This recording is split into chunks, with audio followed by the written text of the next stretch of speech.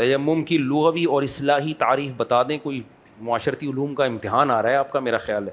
تیمم عربی میں قصد کرنے کو کہتے ہیں، ارادہ کرنا۔ فتیمموا صعیدا طیبا، اللہ کہتے ہیں ارادہ کرو مٹی کا، یعنی اس کی طرف جاؤ اور اس کو چہرے اور ہاتھ پہ ملو، جیسے کہ حدیث میں تفسیر ہے۔ تو تیمم کا لغوی معنی ارادہ ہے، اور اصطلاح میں دو ضربوں کا نام ہے، ایک ضرب ماری اور ہاتھ چہرے پہ پھیر لیا، دوسری ضرب ماری بازو پہ اور ہاتھ پہ، دو ضربوں کو تیمم کہتے ہیں۔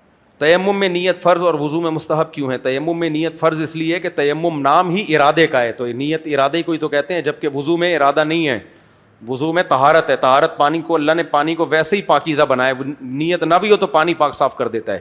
امام ابو حنیفہ کا جو فقہ ہے نا بڑا جاندار ہے، دیگر اماموں کے نزدیک وضو میں بھی نیت فرض ہے، نئی نیت کرو گے تو وضو نہیں ہوگا۔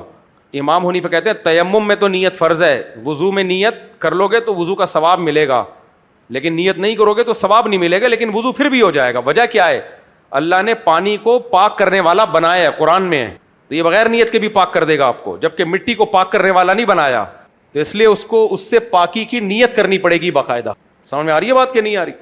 سعید طاہر سے مراد صرف مٹی ہے یا کچھ اور؟ جو بھی مٹی کی جنس میں چیزیں داخل ہیں، مٹی کی جنس یعنی مٹی جیسی ہوں، زمین ہو زمین، تو اس سے بھی تیمم جائز ہے۔ اس کی تعریف یہ ہے کہ جو جلانے سے جلے نہیں، جیسے مٹی کو جلاؤ تو راکھ نہیں بنتی، وہ تو سنگ مرمر کے پہاڑ ہیں، چونا ہے، زمین کی چیزیں ہیں نا یہ ساری کی ساری، ان پہ بھی تیمم جائز ہے، البتہ لکڑی پہ جائز نہیں ہے، کوئلے پہ جائز نہیں ہے۔